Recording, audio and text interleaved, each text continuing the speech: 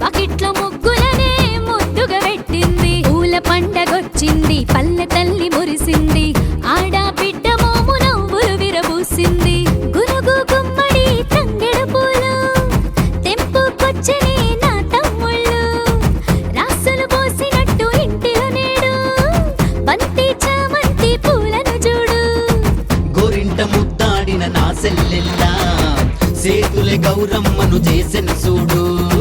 సింగిడి రంగులు ముద్దాడగ నేడు ముద్దుల బతుకమ్మను వేర్చెను చూడు.